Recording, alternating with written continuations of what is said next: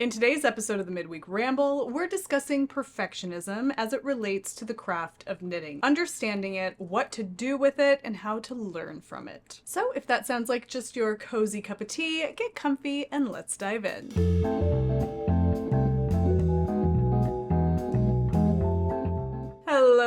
Hello, and welcome to the Wool Needles Hands Midweek Ramble. My name is Taylor, and I will be your host. The topic for today's video was suggested by a viewer over at the Wool Needles Hands tip line at woolneedleshands.com. An email was sent to me, and it said this. Hi there, love your podcasts and rambles. I was wondering if you have done a session on letting go of perfection, like when you know you have a mistake in a piece, maybe discovered late in the process, and deciding to let it go or rip it out. I heard a wise potter once say, perfect pots have no soul. Any thoughts on this? I'm resisting my perfectionist tendencies sometimes. Cheers. This really resonated with me.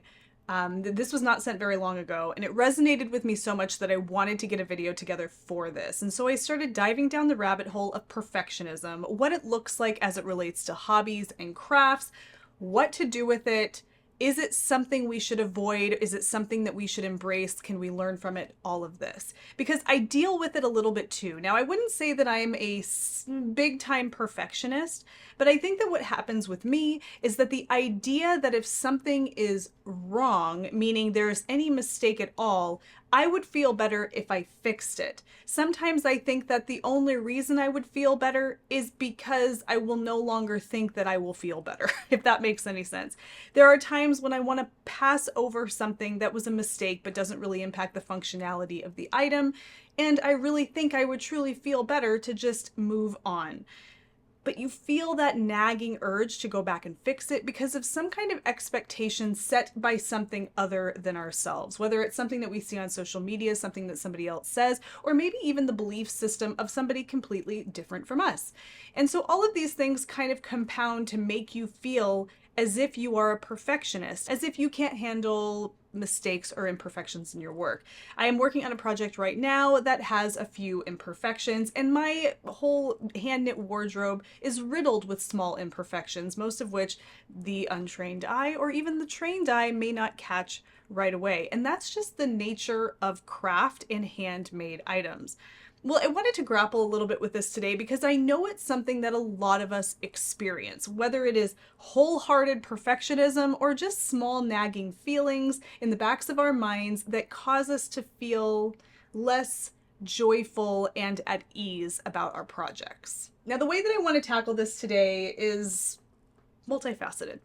I want to start by defining perfectionism as it relates to the craft of knitting, and really you can kind of spread this across hobbies in general. I then want to talk about embracing imperfections, what that looks like, what that means for you, and perhaps redefining perfect in our minds to give us a little bit more of a healthy mindset around what we might be mislabeling as perfectionism. I then want to provide you with some practical tips that might kind of embark on the hippy dippy on letting go and making your knitting process a more mindful experience. I want to give you some pointers in that regard. And then I want to share with you a comment thread that is over on the Patreon for Wool Needles Hands that is available to everyone, where folks are chatting about perfectionism as it relates to them as a knitter. I want to scroll through some of the comments that have been left over there, but I want to direct you to that comment thread. It's available, like I said, for everybody, both paying patrons and those just visiting the Patreon,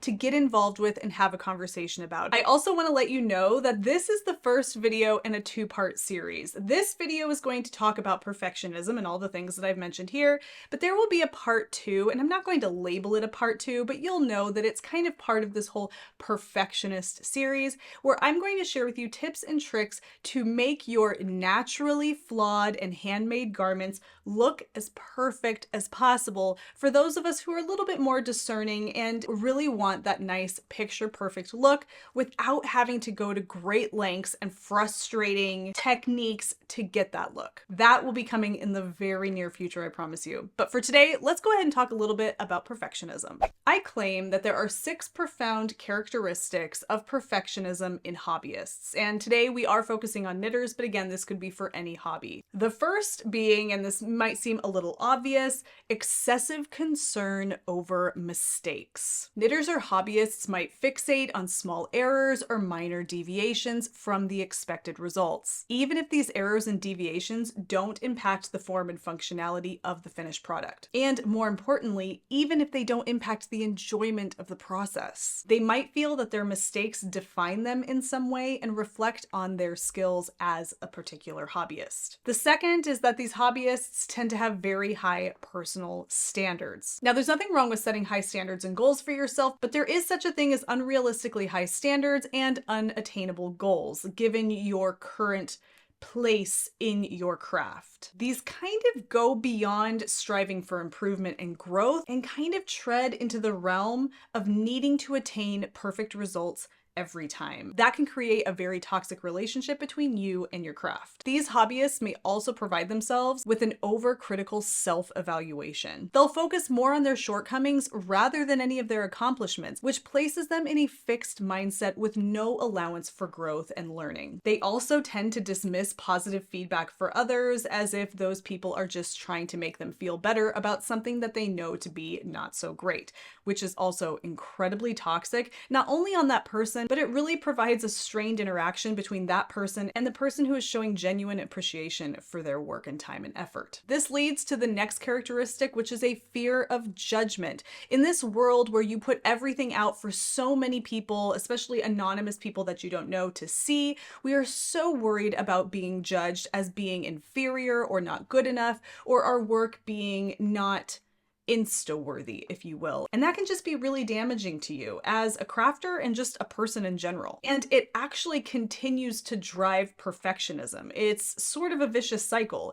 You're a perfectionist and you fear judgment, and you fear judgment, which creates perfectionism. And you really want to try to avoid that as much as possible. And trust me, learning how to not fear being judged by others is not easy. We all struggle with it, but as long as we're struggling with it, that means we're working through it, as opposed to just accepting that fear of judgment and doing everything you can to ensure that there is no judgment, or at least no negative judgment. You are not for everyone, and should people choose to judge your mistakes harshly, that definitely doesn't mean that they don't have any of their own. It's actually quite the opposite, and that they are also in the process of learning how to accept those mistakes. And for them to judge you harshly means that they're somewhat in denial of that reality about themselves. And you need to understand that moving forward. Those who are dealing with perfectionism in their hobbies tend to have this all or nothing line of thinking. This can mean that one project is a complete failure if one thing happens to be wrong, even if that thing is rather minor. We kind of build this idea a lot of the times when you hear people say to you like, well, it is a really small detail, but if you leave it there, you're always going to know it's there. And sometimes that idea, which is really spread quite often in the hobby community, is something that feeds into this all or nothing ideology. And it lets people know that, yeah, you do have a minor flaw in that project and you could let it go and most people wouldn't notice it, but you'll always notice it. That's dangerous. Tread lightly when you're providing that advice. There are instances where it is wholeheartedly true and that you will feel so much better if you go back and fix it. And that's probably because that particular mistake is going to impact the form or function or fit of the item, which will ultimately make that item not as valuable to you. And so in instances such as those, perhaps it is the best advice, but that advice should always be given with care. Just because something is going to deviate a little bit from ideal, that doesn't necessarily mean it's going to linger with that person forever. However, if you suggest that it will linger with them forever, there's a much higher chance that it will. So I think that we all kind of have a responsibility to how we provide feedback to folks to ensure that we're not providing feedback that will only feed into really unhealthy perfectionism. That's a topic we could discuss further, and I don't claim to be an expert on that topic. These are just some ideas and thoughts that I have on that. All of this can boil down to the reluctance to start or finish projects. You don't want to start because you're afraid of making mistakes. You noticed a mistake in your project, and now you don't want to finish it because you feel the whole thing will be a failure. These are all things that we need to let go of, because if we're going to be a hobbyist, a knitter, a crocheter, a painter, what have you, we need to start. And if we start something, we're going to feel so much more accomplished if we finish it. And if all of these things are getting in the way of us doing either of those things, then we're kind of at a standstill and we are not currently a hobbyist.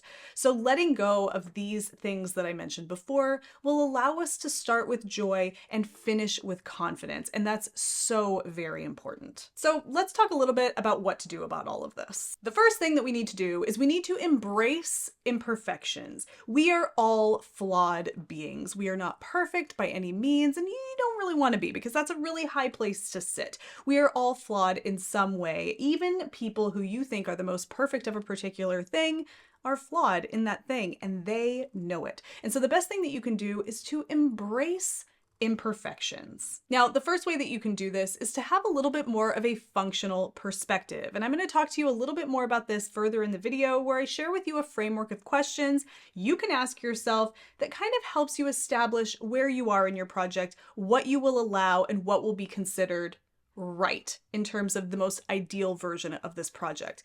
But for right now, you want to embrace a functional perspective, meaning that you want to emphasize the importance of functionality over flawlessness. Does the item do what it's supposed to do? Understanding that there will be flaws, but ultimately you want the item to do its job. You know, ages ago when people were making clothing because they needed to, they were so far less worried about flaws and more worried about serving a functional purpose. If Winston's sweater had a drop stitch somewhere that could be caught and tied down and the whole garment could be made functional, then Winston got his sweater. If Charmaine's socks had one too many pearls in the ribbing section, it was really no big deal because Charmaine had a functional pair of socks that kept her feet warm. It's amazing what necessity does to our sense of perfectionism, and that is because there is a much more functional perspective. So step back a few centuries and think a little bit more about necessity over some desire to have something because you feel compelled to have it. We are in a different place in this world where you can either go out and purchase a $20 sweater or you can make one for yourself. And that's where we really need to just change our perspective a little bit to function over flawlessness. And I promise you, it will give you a little bit more perspective. James Cameron, the director of the movie Titanic, was once quoted as saying this: "People call me a perfectionist, but I'm not. I'm a rightist. I do something until it's right, and then I move on to the next thing." Be a rightist. Establish your standard at the onset of your project. Does that mean that you're going to accept 0 mistakes? Because if that's what that means, then that is definitely perfectionism, and you really need to evaluate what 0 mistakes looks like, but it doesn't matter. Define what it means to you for that finished project to be right or correct, because that is the ultimate, in my opinion, end point of a project, is that you've done it and you've done it right. And I'm a big proponent of doing something right. But doing something right and doing something flawlessly are not the same thing. The garment that I'm wearing is actually one that I am having published into a pattern in the very near future. I'll talk about that on the next episode of the podcast. This garment is done right. I will tell you that because everything is done to spec. It looks nice. It fits well. There's nothing here that impedes the functionality, wearability, and the overall look of this garment. However, I will tell you, spoiler alert, this garment that I am actually wearing is not perfect. There are mistakes built right into the garment, and I didn't change them because they didn't impact the form and function of the garment. And even despite those mistakes, this garment is done right, and I'm proud of it. And that's because when I started this, I guess you could say I adopted a functional perspective. I had a rightist perspective. And don't get all carried away, that's not a political reference. It's in reference to a correctist perspective, if you will, kind of like what James Cameron has said. Another way to embrace imperfections is to recognize the age-old adage that perfections add character, or that they can be design elements. And I know that a lot of us who really do struggle with perfectionism don't like to hear that. We tend to think it's a cop-out. We think that it's just something that somebody says to kind of put a band-aid on a problem. But in reality, kind of like the advice a person gives to somebody who's having maybe a moment to just breathe, that is actually really incredible advice. Embrace the flaw. It's a unique characteristic. It's a design element. Trust me, it's actually really great advice. And like the quote that was offered by the viewer who submitted the suggestion, perfect pots have no soul. And I have to agree. There's actually an art in Japan called kintsugi. And this is where they repair broken pottery by mending the areas of breakage with urushi lacquer mixed with gold powder. By doing this, they are showcasing the areas of breakage and damage. They're essentially showcasing what you might consider the flaw in the item. But by showcasing that flaw and putting it out there in a way that's beautiful and recognizing it, it becomes a design element, a unique characteristic. Now, I know a drop stitch here and a missed pearl there is not really the same as kintsugi, the Japanese art of gold inlay on pottery. I get that. And you really sometimes, when you have mistakes like that, you don't necessarily want to point them out to everybody. That kind of defeats the purpose. But there are going to be some instances where you can at least let it go and know that sometimes the flaw is what makes the item special. That small flaw, the thing that maybe you or only one or two people who you've told about the flaw are ever going to know about, is what reminds you that it's handmade by you in a moment where you lost focus. And you lost focus because of something that was going on around you, because you live a life. And all of that is what reminds us of our place in this world and keeps us grounded in our craft. We aren't machines, we're people, and we need to accept that and embrace that and love that. Now, when it comes to your mistakes, I did mention I would provide you with a framework of questions you can ask yourself to help you determine if you should fix it or if you should just let it go. Because there are going to be times when you really do have to go back and fix it. And chances are you're going to know which is which. There will be mistakes that you just know, I can't finish this until I go back and fix it. And you've got enough conviction to finish the project that you have no problem going back and fixing it. But there are going to be times when mistakes are a little bit more in the gray area and you're just not sure if it's worth your time to go back and fix it. Well, follow this framework and ask these questions and see if it helps you determine whether or not it's worth going back and fixing it or simply letting it go. The first one is, does this mistake or error affect the overall functionality of the finished product? Determine if the error impacts the usability of the item in question. For example, if a mistake in the garment's armhole sizing makes it unwearable or uncomfortable, chances are whatever that mistake is, you're going to need to fix it. And chances are you're going to feel good about fixing it because you know it's going to make all the difference in the project. And also because that would probably qualify as the item being created right or correct. And I know that's not grammatically correct, but you get what I'm saying. Question number 2, will the mistake be outwardly noticeable in the final product? Because I will admit, if a mistake is an eyesore and noticeable, even if it's just to you, and you have to be honest with yourself here, sometimes that will bother you down the road and you're going to want to assess that particular situation. Perhaps if you hold the garment up and you look at yourself in the mirror, is your eye immediately drawn to that one area where you made a mistake? That will drive you nuts. And that's not just me telling you that, that's honest advice. And the stress that kind of comes with that might be worth taking the time to fix the mistake. I don't mean that to say, is the error visible if you stand like this and you tilt your body like this and you do all kinds of contortionist type things to be able to see it? That doesn't count. If that's the only way you're able to see this particular mistake, you really need to let it go. And sometimes, even if the mistake is in a place that is visible, is it something that takes a while to discern? For example, on my Felix pullover, there's a series of eyelets that run down the raglan seam as you see here. Well, on a couple versions of my Felix pullover, those eyelets don't line up like they do in this photo that you see here.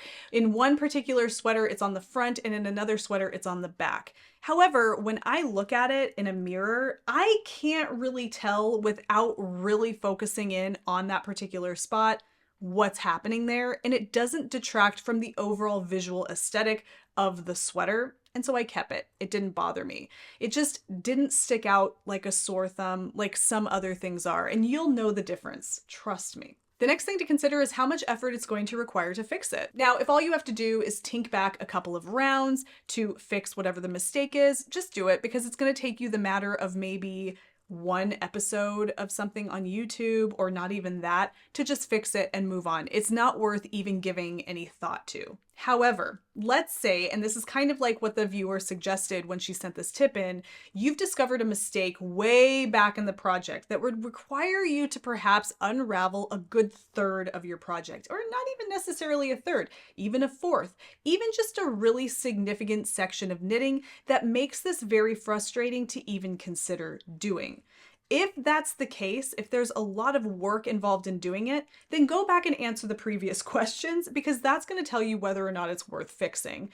But chances are, if you have to unravel a really good portion of your knitting, unless this mistake is going to impact the functionality or compromise the integrity of the fabric, you can probably live with it. But again, go back and ask yourself those previous questions. Can this mistake be incorporated as a design element, or can you hide it creatively and still appreciate and enjoy wearing or using the item? Can you make this intentional? Can you add a button somewhere? Maybe you can duplicate the mistake on the other side of the garment. Is this something that you can make work? Like the great Tim Gunn would say, make it work and move on. I don't think he did the and move on part, but you get what I'm saying. Make it work. And if you can't do that, and if you really can't hide it, then again, ask yourself all those previous questions and see if it's worth fixing. This next one's a big one, and this is something that a lot of us are going to appreciate as being one of the questions you ask yourself.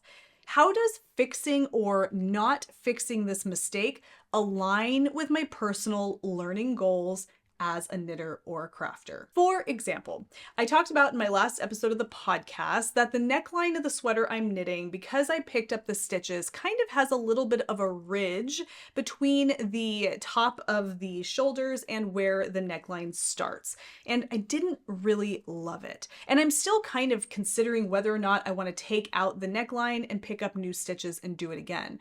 Well, if I'm trying to grow as a knitter and really learn something from not only reading about how you can fix that problem, but practicing how I could fix that problem, I could choose to take that out and do it again using a different technique for picking up my stitches, which a lot of viewers actually suggested to me, and now I know to look into further. Or I could simply say, I think on my next sweater, because this doesn't impact the wearability and functionality of this garment, and I don't think that it impacts the overall visual aesthetic, I'm going to note this information down for my next sweater, so that way I can employ this technique there to ensure that I don't have the same situation. And that could also be something that helps you work towards your learning goals. Just because you are choosing not to fix something now doesn't mean that you're fixing yourself in one place and not growing as a knitter, but it is important to take what information you could gather from that and use it in a future project. Or perhaps something that more aligns with your personal learning goals and growth goals as a knitter would be to fix it right then and there. And if that's the case, you'll feel good about doing it, and it won't weigh on you like some other errors might weigh on somebody, and that choice of whether or not it's worth fixing. Trust me, if something is worth fixing, chances are it's going to weigh on you far less than it would if you knew deep down in your gut it just wasn't worth fixing. And the last one, and this is also incredibly important, what is your emotional response to the mistake?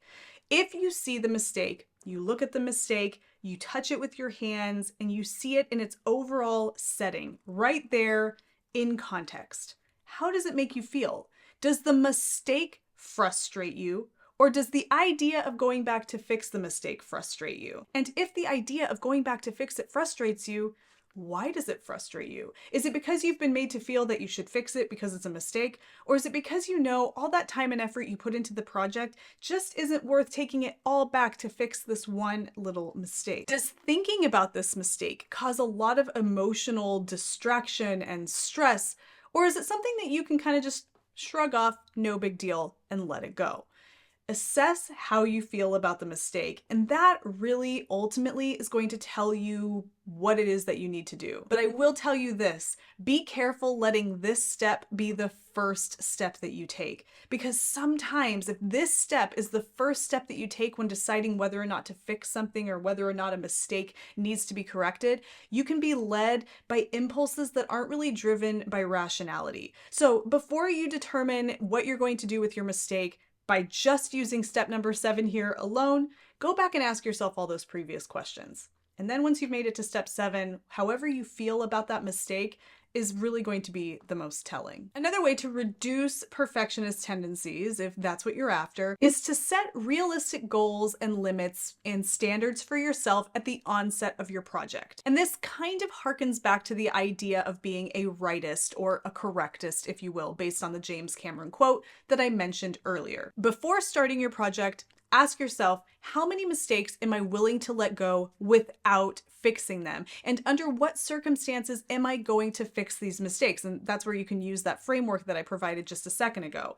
Establish this before you start. So that way, as you're working through your project, if you notice one minor detail that's a little out of whack and you've asked yourself all of those questions prior, you know that you've allowed yourself 2 insignificant mistakes to fly by the radar without having to go back and fix it. So you see the mistake, you realize it's there, and you ask yourself that framework of questions, and then perhaps you move on.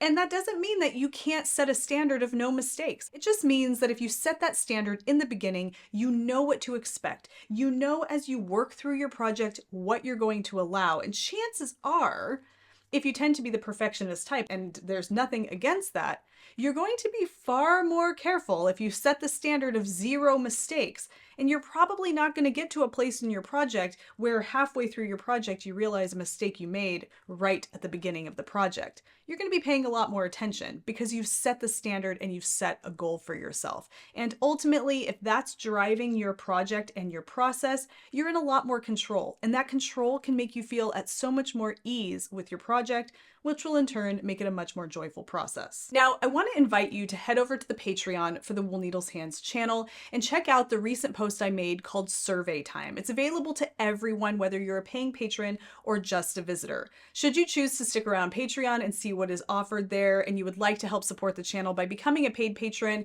that means so much to me, and I greatly appreciate your support and helping keep this channel completely independent and sponsor-free. But what's really important is to go check out some of the things that folks are saying. The question I asked was, what are your most common concerns or challenges related to perfectionism in your knitting? Are there specific aspects of this craft where you struggle with perfectionism? And we so far have 34 comments. There are so many great things to read here. I haven't even read all of them yet because so many more have come through.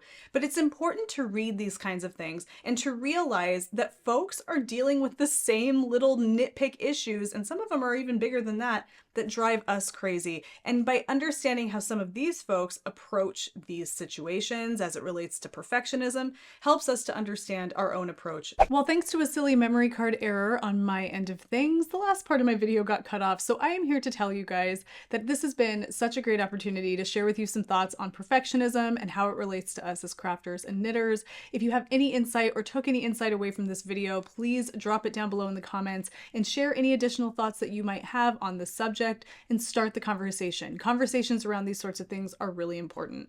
And as always, if you took value from today's video or enjoyed yourself at any point, don't forget to give the video a thumbs up. Definitely subscribe and click the bell icon so you can be notified anytime I upload new content, which is every Wednesday and every Sunday. And until I see you again for Sunday's episode of the podcast, happy knitting, happy making, happy whatever it is that you're doing. Take care, be well, and I will see you soon. Bye.